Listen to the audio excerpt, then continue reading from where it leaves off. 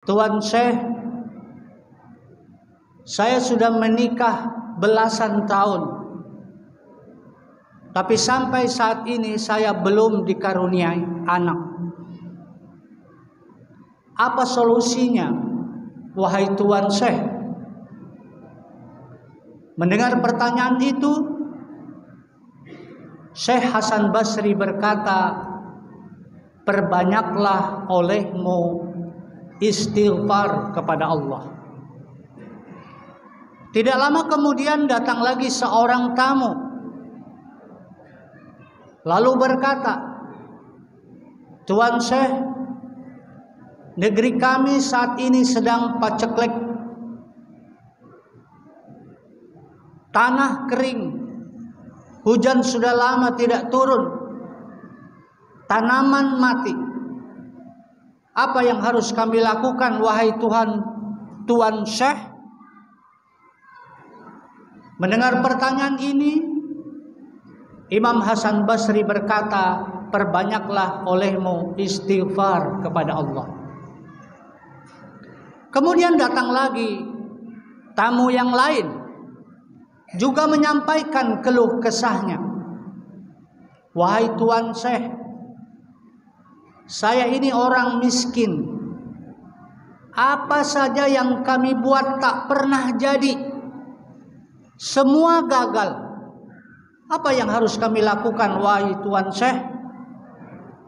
Mendengar pertanyaan ini, Syekh Hasan Basri berkata, perbanyaklah olehmu.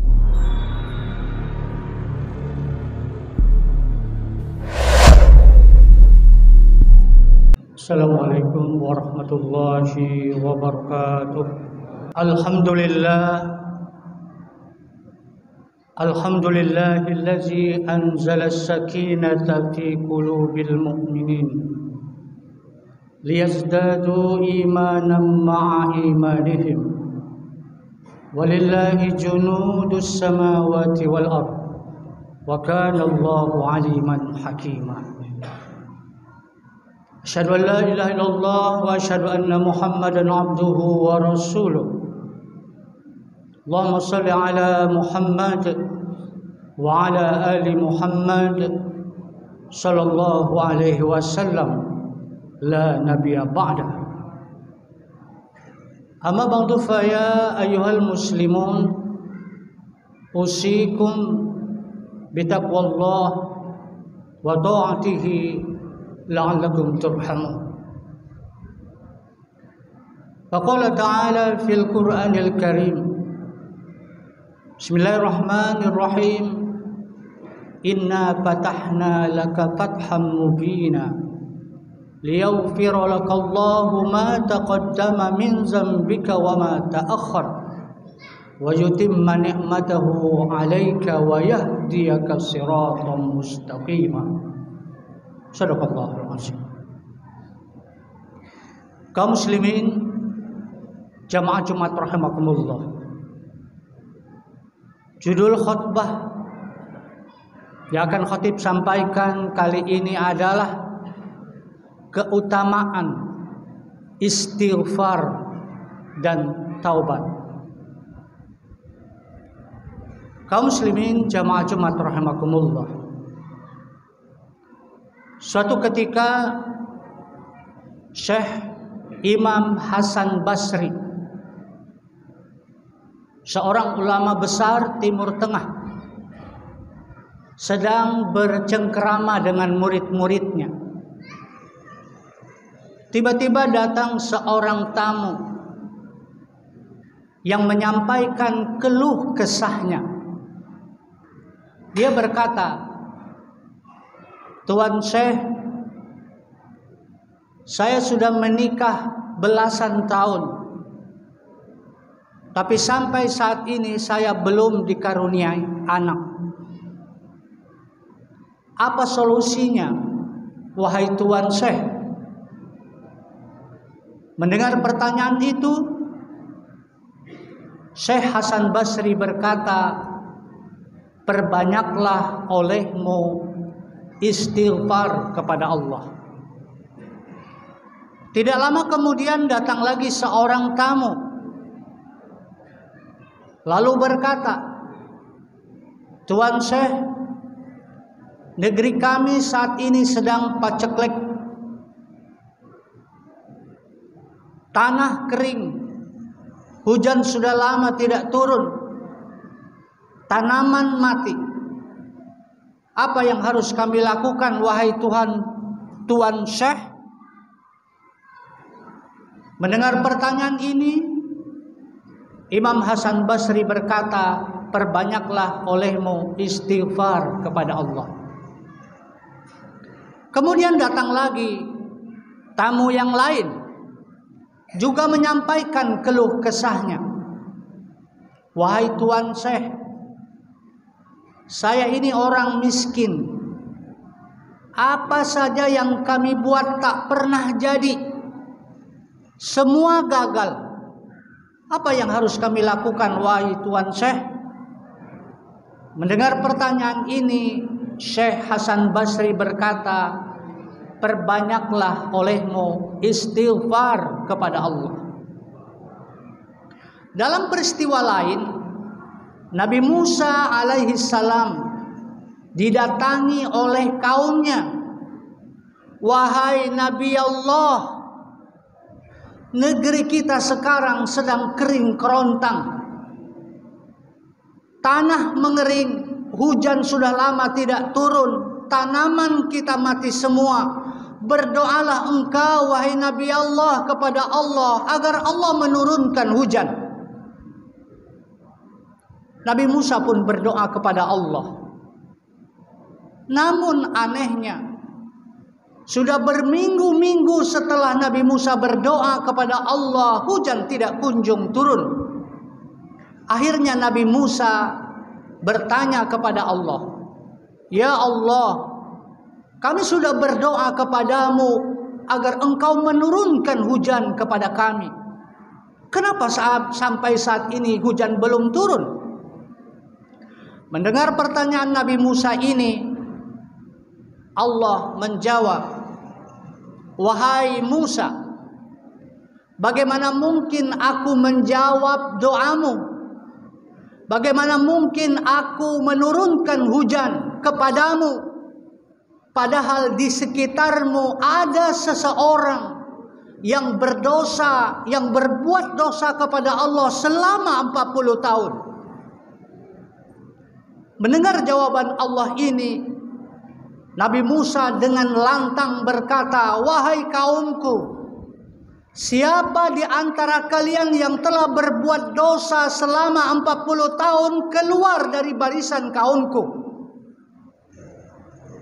Seorang yang merasa berbuat dosa selama 40 tahun tidak berani keluar. Dia takut kepada Nabi Musa. Dia takut aibnya diketahui oleh orang banyak. Sehingga dia berkata kepada Allah, "Ya Allah, dosaku telah banyak kepadamu. Mulai hari ini ya Allah, ampunkan dosaku. Aku bertobat kepadamu." Kaum muslimin, tiba-tiba langit gelap, hujan turun dengan lebatnya. Nabi Musa heran, lalu berkata, "Ya Allah, kenapa engkau telah menurunkan hujan kepada kami? Padahal si pendosa belum keluar dari barisan kaumku." Allah menjawab, "Wahai Musa, ketika engkau memerintahkan si pendosa keluar dari kaummu, maka pada saat itu dia bertobat kepadaku, dia minta ampun kepadaku, sehingga aku menurunkan hujan kepadamu." Kaum muslimin jamaah Jumat rahimakumullah, dua cuplikan kisah ini menunjukkan betapa istighfar dan taubat adalah sesuatu yang sangat penting untuk kita lakukan sebagai solusi dari berbagai problema yang kita hadapi. Di dalam Al-Quran, Allah telah menyebut kata istighfar dan taubat tak kurang dari 117 kali. Di antaranya adalah pertama, wasari'u ila maghfiratin min rabbikum wa jannatin 'arduhas samawati wal ard u'iddat lil muttaqin. Bersegeralah kamu kepada ampunan Allah dan surga yang luasnya seluas langit dan bumi, sebagai tempat kembali orang-orang yang bertakwa. Yang kedua, ya ayyuhallazina amanu tubu ilallahi taubatan nasuha. Wahai orang-orang yang beriman, taubatlah kamu kepada Allah dengan sebenar-benar taubat. Dalam sebuah hadis Rasulullah Shallallahu Alaihi Wasallam mengatakan, wallahi inni la astaghfirullah wa atubu ilaih fi yaumin aksara sab'ina marrah. Kata Rasulullah Shallallahu Alaihi Wasallam, demi Allah, aku telah beristighfar kepada Allah dan meminta ampun dan bertobat kepadanya dalam satu hari tak kurang dari 70 kali. Kaum muslimin, jamaah Jumat rahimakumullah. Yang dimaksud dengan istighfar adalah meminta ampun kepada Allah terhadap dosa yang pernah kita lakukan. Sedangkan taubat adalah berjanji kepada Allah untuk tidak mengulangi dosa yang pernah kita lakukan. Di dalam Islam, istighfar dan taubat adalah dua konsep yang membukakan pintu keampunan dari Allah Subhanahu wa taala. Oleh karena itu, istighfar tidak akan sempurna kalau tidak dilanjuti dengan taubat. Dan taubat tidak akan sempurna kalau tidak diawali dengan istighfar. Oleh karena pentingnya istighfar dan taubat ini, ada beberapa keutamaan yang bisa kita dapatkan jika kita melakukannya. Pertama, keistimewaan, keutamaan orang yang selalu beristighfar dan bertobat kepada Allah adalah Allah akan menghapuskan dosa dan mengangkat derajatnya. Kaum muslimin, suatu ketika ada seorang pendosa yang telah membunuh sebanyak 99 orang. Suatu ketika ia ingin bertobat kepada Allah dan menginginkan seseorang yang akan menuntun dia bisa bertobat. Akhirnya dia ditunjukkan kepada seorang ahli ibadah. Ketika dia mendengar itu, dia langsung pergi menuju rumah ahli ibadah. Sesampainya di sana, dia berkata, wahai Tuhan, saya adalah pendosa. Saya telah membunuh 99 orang. Adakah pintu taubat buat saya? Ahli ibadah menjawab, tidak ada taubat bagimu. Tidak ada peluang bagimu untuk bertaubat. Akhirnya dia marah. Lalu ahli ibadah itu dia bunuh. Lengkaplah 100 orang yang menjadi korban si pendosa ini. Kemudian dia pun masih berusaha untuk mencari orang yang bisa membantu dia bertobat kepada Allah. Lalu dia ditunjukkan kepada ahli ilmu, ahli hikmah yang bisa menuntunnya untuk bertobat. Dia pun datang ke rumah ahli ilmu. Dia berkata, wahai Tuhan, saya banyak dosa. Saya telah membunuh 100 orang. Adakah pintu tobat bagi saya? Ahli ilmu itu menjawab, tentu ada peluang ibadah buatmu. Dengan gembira si pendosa ini berkata, wahai Tuhan, Kalau bagi saya ada pintu tobat, apa yang harus saya lakukan? Kata ahli ilmu ini, kau pergilah ke suatu tempat yang di sana banyak orang beribadah kepada Allah, kau bergabunglah dengan mereka. Lalu si pendosa ini segera menuju tempat yang ditunjuk. Namun dalam perjalanan si pendosa ini sakit dan meninggal dunia.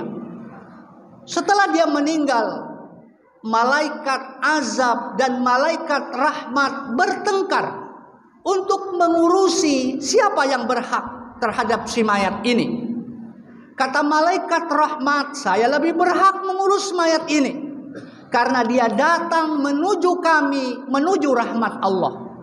Kata malaikat azab, saya lebih berhak mengurus mayat ini karena dosanya terlampau banyak, dia belum sempat berbuat baik. Akhirnya datang seorang malaikat yang lain sebagai penengah. Kata malaikat sebagai penengah, coba diukur mana jaraknya yang lebih dekat. Apakah dekat dari kota asal dia atau lebih dekat kepada kota yang dia tuju? Setelah diukur, ternyata hanya selangkah lebih dekat kepada kota yang dia tuju. Akhirnya malaikat rahmat lebih berhak mengurusi jenazahnya. Kaum muslimin, si pendosa ini tidak sempat bertobat. Si pendosa ini belum sempat berbuat baik. Tapi karena hanya niat saja, Allah telah memberikan rahmat kepadanya. Begitulah keutamaan bertobat dan meminta ampun kepada Allah. Kaum muslimin, jamaah Jumat rahimakumullah. Keutamaan kedua, orang yang beristighfar dan bertobat adalah Allah akan menghindarkan dia dari azab Allah Subhanahu wa taala. Dalam hadis qudsi Allah berfirman, sebenarnya aku ingin sekali menurunkan azabku kepada penduduk suatu negeri karena dosa-dosa yang pernah mereka lakukan. Akan tetapi ketika aku melihat ada orang-orang yang memakmurkan masjidku, ketika aku melihat ada orang yang berkasih sayang karena aku, ketika aku melihat ada orang yang berzikir, berdoa, meminta ampun kepadaku pada malam hari, sehingga aku urung menurunkan azabku kepada mereka.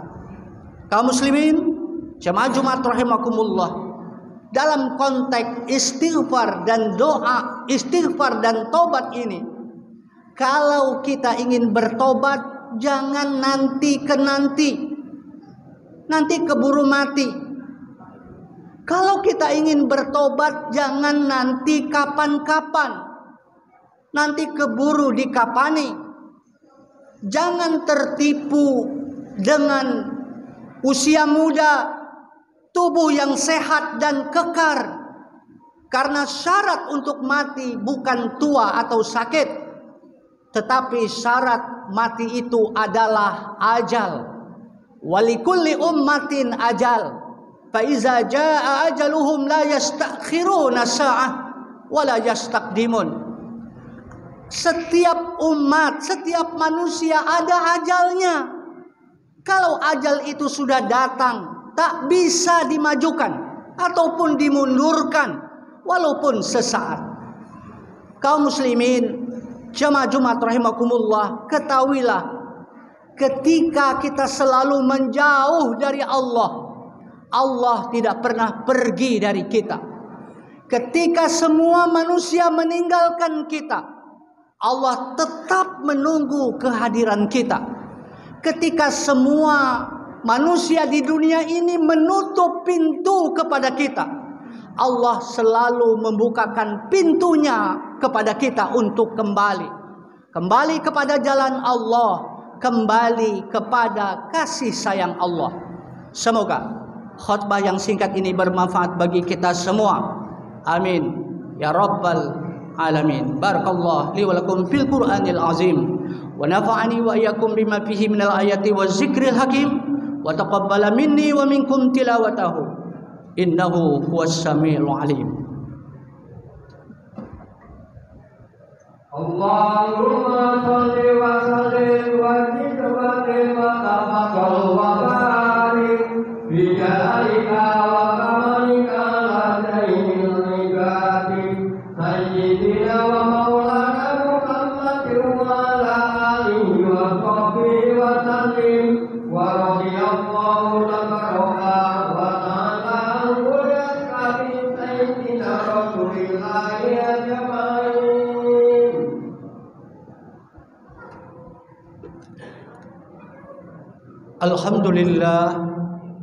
Alhamdulillah الذي أمرنا بالتقوى.